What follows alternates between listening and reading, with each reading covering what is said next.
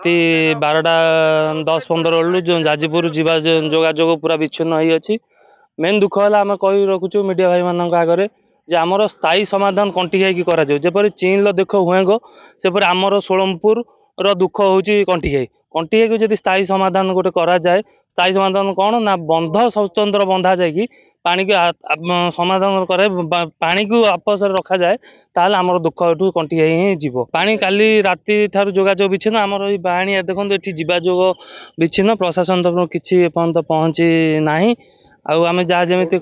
पानी टिके कमिबार देखा आस पाइलुनी पानी पानी एरिया है बरा नुआपड़ा हो बिरोली हो आमर मुढ़ापदा तिखिलिया जो आंदपुर तो रहिले किंतु जोगाजोग पूरा विच्छिन्न आम जाई आसी ही पारुनु पाखु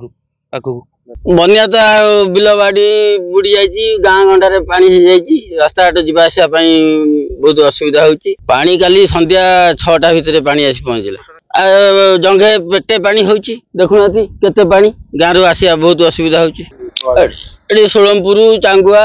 बरा नुआपड़ा एपटे मालदा पंचायत बहुत एरिया धान तली तो पटु चढ़ी वही सबू जमी आम पढ़िया पड़ी आम ये तली पाइमु कौट रोईमु केमी बर्तमान आम तली रोइया